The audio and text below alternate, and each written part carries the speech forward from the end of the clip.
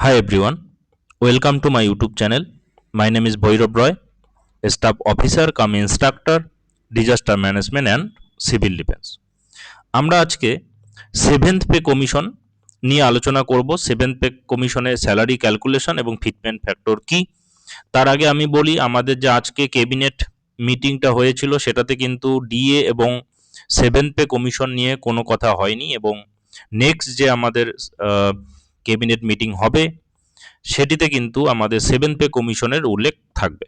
তো আমাদের এই সেভেন্থ পে কমিশন যদি লাগু হয় তবে আমাদের একজন স্টেট গভর্নমেন্ট এমপ্লয়ি 6 পে থেকে 7 পে কমিশনে গেলে আমাদের একটা ফিটমেন্ট ফ্যাক্টর কাজ করে। তো সেই ফিটমেন্ট ফ্যাক্টরটি স্ট্যান্ডার্ড মান হলো 2.57, এবং সেন্ট্রাল গভর্নমেন্টও মেবি 2.57 হারেই 7th পে থেকে যখন 8 পেতে তারা মুভ করবে তাদের এমপ্লয়ীদের হয়তোবা 2.57 এর ফিটমেন্ট ফ্যাক্টরের মান ধরেই কিন্তু স্যালারি ইনক্রিজ হতে পারে।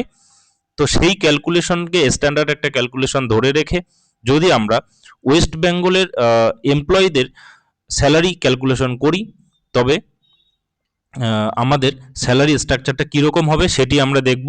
তো আমরা আমাদের স্টেট গভর্নমেন্টের লেভেল 6 বা লেভেল 9 বা লেভেল 10 নিয়ে যে কোনো একটি লেভেলের বেসিক পে এবং তার স্যালারি কীরকম হতে পারে আফটার 7 পে কমিশন, তো সেটা আমরা আলোচনা করব।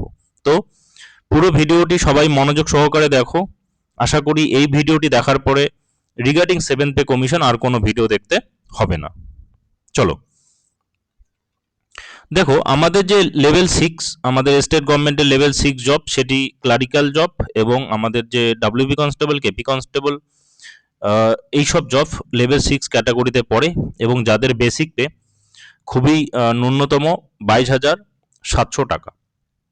এবং এই ফিটমেন্ট ফ্যাক্টর 2.57কে আমরা স্ট্যান্ডার্ড মান ধরে যদি আমরা ক্যালকুলেট করি তাহলে আমাদের যে লেভেল 6-এর যে চাকরিজীবীরা রয়েছে বর্তমানে তাদের যে বেসিক পে সেটি কতটা পরিবর্তন হবে। আগের বেসিক পে 22,700, তার সাথে 2.57 গুণ হবে, অর্থাৎ নতুন বেসিক পে দাঁড়াবে 58,339 টাকা। ওকে, তাহলে আমাদের যে ফিটমেন্ট ফ্যাক্টর সেটি কিন্তু নিউ বেসিক পের সাথে গুণ হবে।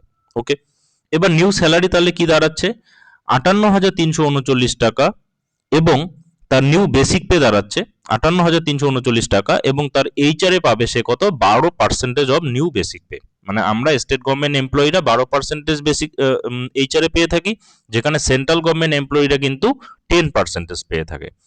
তো আমাদের 12% অফ 58,339 টাকা তার মানে দাঁড়াবে এইচআরএ।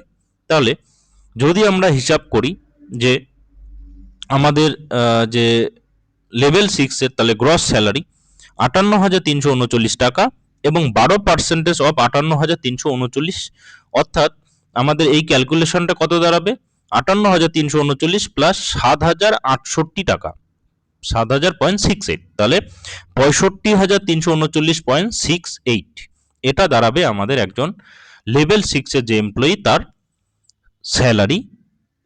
এবং তার সাথে মেডিকেল 500, এটা স্কুলের ক্লার্কদের হয়তো বা দেওয়া হয় না, তো মেডিকেল 500, তাছাড়া আমাদের একটা মেডিকেল ইন্স্যুরেন্স থাকে, তো মেডিকেল 500টাকে বাদ দিয়ে আমাদের গ্রস স্যালারি তাহলে কীরকম দাঁড়াচ্ছে 65,000 টাকার মতো দাঁড়াচ্ছে। তো যারা লেভেল 6-এ চাকরি করে তাদের স্যালারি মোটামুটি 65,000 দাঁড়াবে। আচ্ছা, তাহলে লেভেল 9-এ একজন চাকরি করে তার বেসিক পে 28,900 টাকা, এবং লেভেল 10-এ একজন চাকরি করে তার বেসিক পে 32,100 টাকা, অর্থাৎ লেভেল 9 অর্থাৎ এএসআই র্যাঙ্ক, এবং লেভেল 10 অর্থাৎ কি এসআই র্যাঙ্ক, ডাব্লিউপিএসআই, কেপিএসআই। তো এদের স্যালারি কত হবে তোমরা ক্যালকুলেশন করে আমাকে ভিডিওর কমেন্ট বক্সে জানাও, এবং কে কোথার থেকে ভিডিওটি দেখছো সেটাও জানাও।